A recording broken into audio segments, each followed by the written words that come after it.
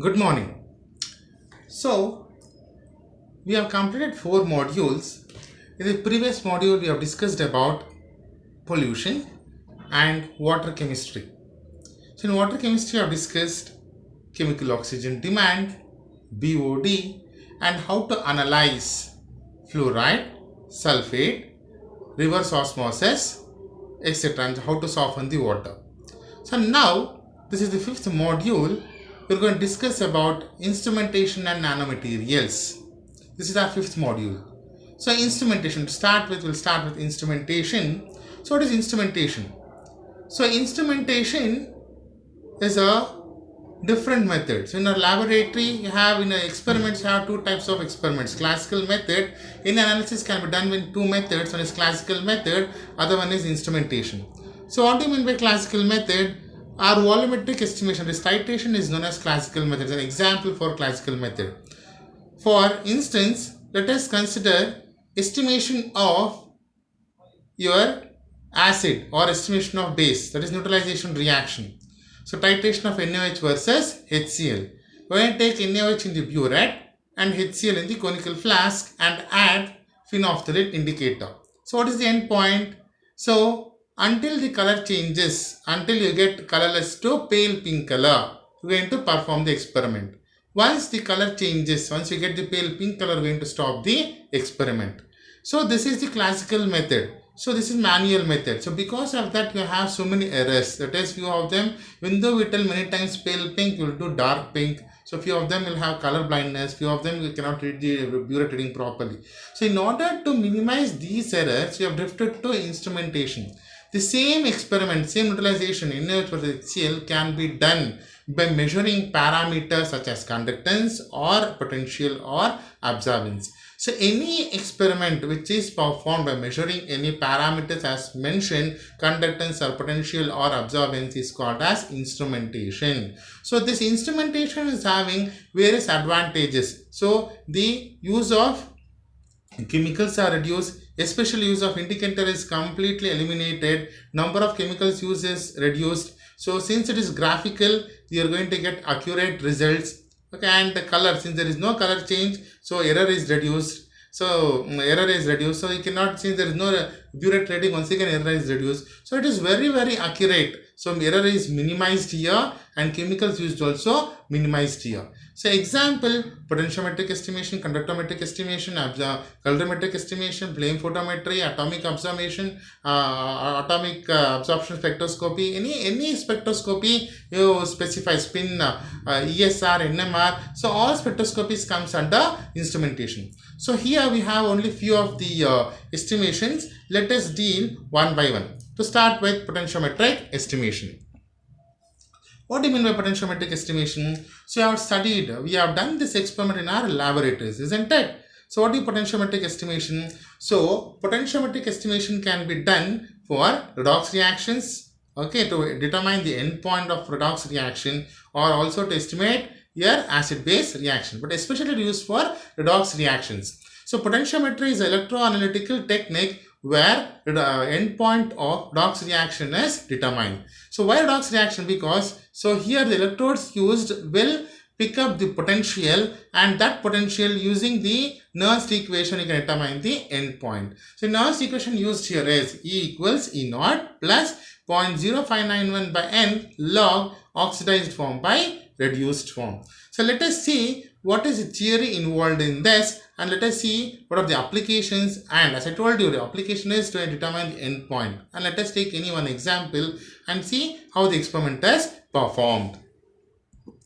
The theory. So potentiometric experiments involves measure the electrode potential of the reaction. So the main theory involved here is going to measure the EMF of the reaction. So how to measure the EMF of the reaction? So to measure the EMF of the reaction, we will have a indicator electrode and a standard reference electrode. So usually use reference electrode as standard calomel electrode, and indicator electrode differs. So normally we're going to use platinum electrode. So with reference to the calomel electrode, with reference to the reference electrode, the indicator electrode will pick up the potential which will be generated by the redox reaction and that will be converted into electrical signals, and that signals will be sent into the potentiometer, and that signals will be converted in digital number, and that will be displayed in your potentiometer. Okay, so here two electrodes are very important. One is reference electrode, other one is indicator electrode. So we very well know what are reference electrode and what are indicator electrodes. So reference electrode potential is known and is constant, whereas indicator electrode potential will change as the concentration of the reaction mixture will change, isn't it? So the applications, so it is used in potentiometric estimations, it is used in acid base estimations, etc. So now let us take the example of potentiometric estimation and see how it is applied. So potentiometric estimation of FAS. So FAS means ferrous ammonium sulfate. So what are the requirements for performing the experiment? So burette, we're going to take 0.5 normal K2Cr2O7. In beaker, we're going to pipette out 25 ml of ferrous ammonium sulfate and dilute sulfuric acid, 1 test tube dilute sulfuric acid. So electrodes as told, calomel electrode will act as a standard reference electrode, platinum electrode is the indicator electrode. So and potentiometer it's required. So we're going to pipette out 25 ml of the FAS into the beaker. We're going to add 1 test tube sulfuric acid. So sulfuric acid is added in order to prevent air oxidation of Fe2 plus to Fe3 plus. So this oxidation of Fe2 plus to Fe3 plus should occur only when you add dichromate. So it should not occur before that. What will happen in presence of oxygen, Fe2 plus will get oxidized to Fe3 plus. So in order to prevent this air oxidation of Fe2 plus to Fe3 plus, we are going to add 1 test tube of sulfuric acid. We are going to dip these two electrodes, indicator electrode and reference electrode into the FAS, connect it to the potentiometer and add dichromate in the increments of 0.5 ml. For every addition of 0.5 ml, you are going to measure the potential and record the potential. So initially, potential will increase.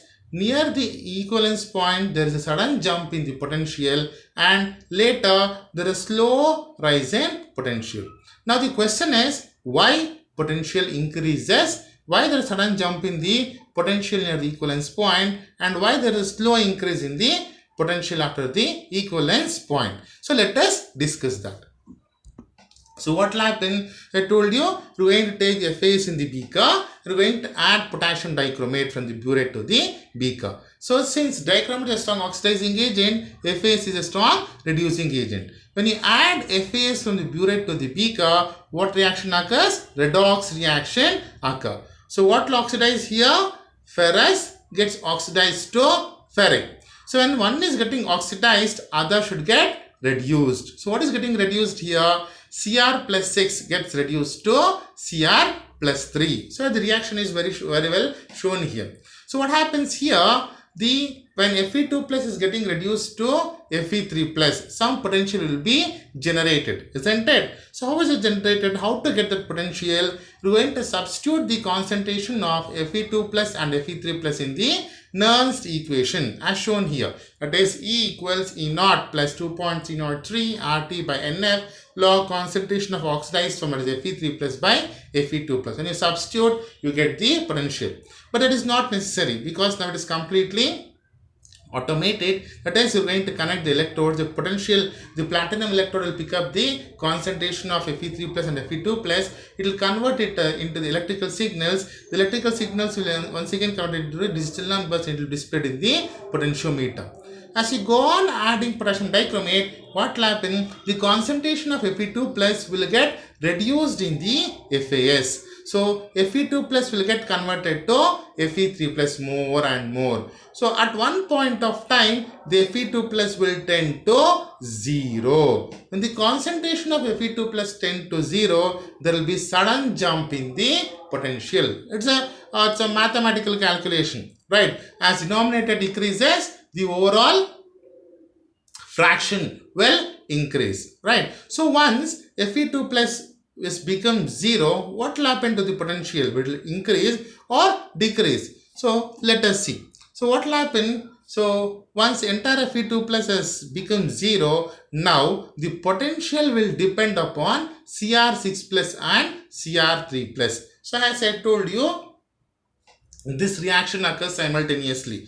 Fe2 plus is becoming Fe3 plus, simultaneously Cr3 plus is becoming Cr6 plus. Now the potential depends upon concentration of chromium. Depends upon concentration of chromium. That is, it depends upon Cr. The reaction is now Cr6 plus by Cr3 plus. So Cr3 plus is constant. So only Cr6 plus concentration is keep on increasing. Therefore, there will be a slight increase in the potential. So now we are going to plot a graph of delta E by delta V versus volume of K2Cr2O7. Instead, if you plot a graph of EMF versus volume of K2Cr2O7, you get a S-shaped graph.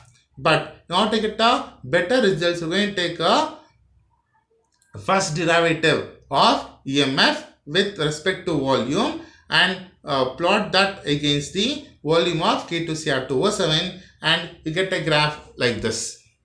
That is delta E by delta V versus volume of K2Cr2O7. So from the peak, if you drop a perpendicular to the x-axis, so that gives the equivalence point. That is volume of K2Cr2O7 required to neutralize the FAS in the given in the present in the beaker, isn't it? So that is how all redox reactions can be estimated by measuring the potential of the reaction which is occurring, right? So this is the graphical method. The experiment values, results are accurate. So here you're using only FAS and you're using only K2Cr2O7 and a test tube of sulfuric acid. No indicator, so chemicals are reduced. So since it's graphical method, the values are accurate.